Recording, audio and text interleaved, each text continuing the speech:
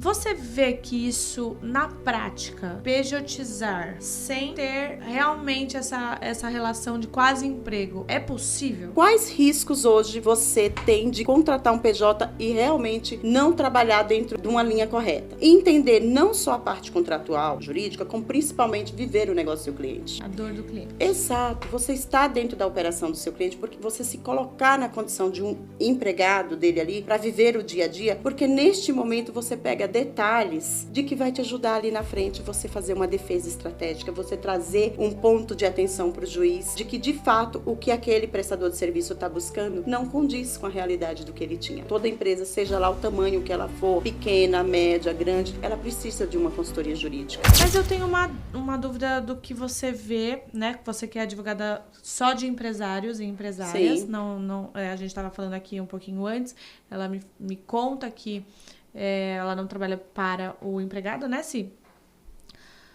Você vê que isso, na prática, pejotizar, sem ter realmente essa relação de quase emprego, é possível? Sim.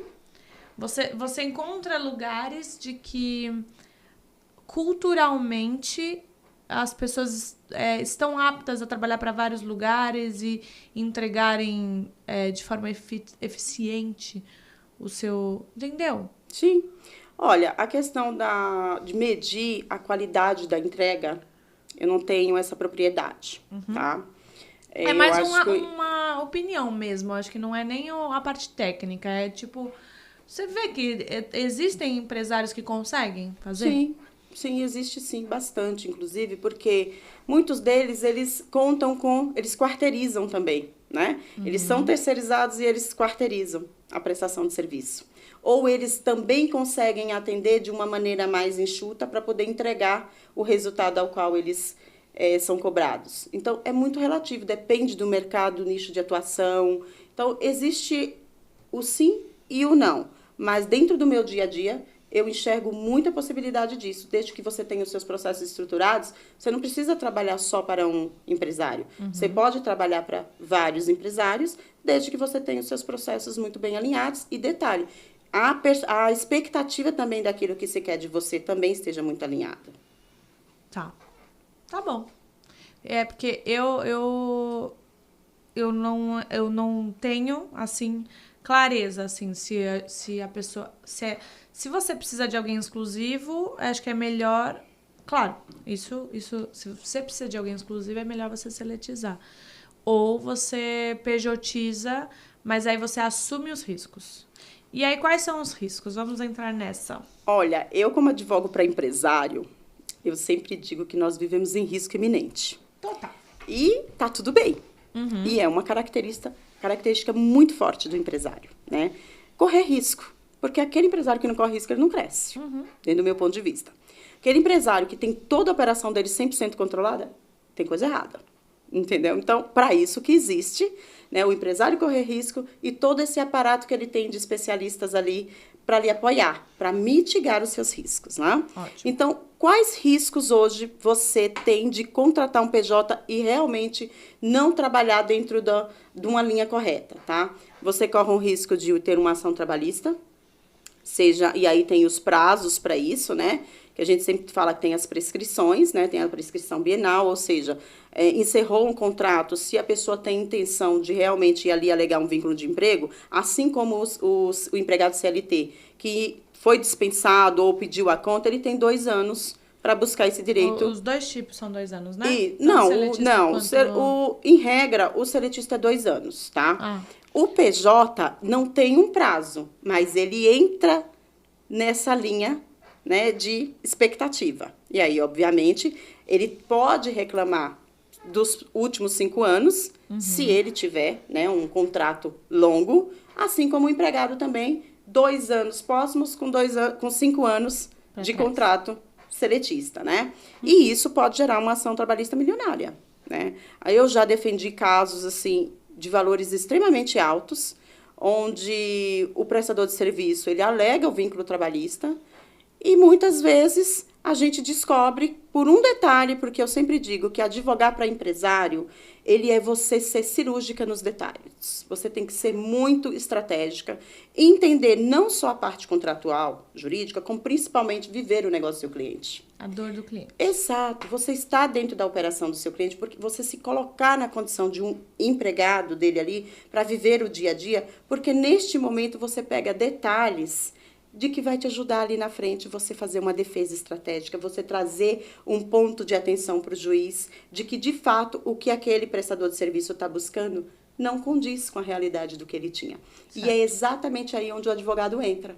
Ele entra estando dentro da operação do cliente, apoiando, direcionando, orientando, para que a gente busque ter uma contratação regular, esteja dentro de um padrão legal, a empresa sem estar exposta, porque você está hoje com a contratação irregular, também você está expondo a sua marca, né? Você traz um risco também, não só de ter uma ação trabalhista, como um risco de exposição no mercado também. Inclusive até de não ser contratados por outras empresas, se você tem ali um passivo muito grande, porque muitas vezes não sai CND, não sai certidões, você fica ali, muitas empresas às vezes, principalmente aquelas que participam de licitação, elas são obrigadas a apresentar todas as certidões, e tudo isso não é positivo. Não. Porque mitiga o seu potencial de crescimento também. Até se você quiser vender também a empresa, também não... Claro. Muitas vezes. Sim, não, sempre. Isso é um ponto que quando a gente tem uma operação, primeira coisa que nós advogados temos que fazer é um due diligence. O que é? A gente vai levantar toda a história.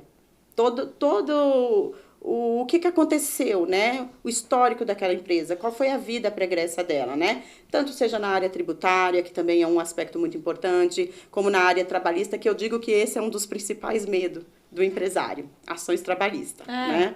Porque a parte tributária, a gente sabe que o governo possibilita muitos parcelamentos, você declara, você sabe que você deve e você sabe que você vai pagar, só que às vezes você vai pagar de uma maneira escalonada, através dos parcelamentos. Já a ação trabalhista, não.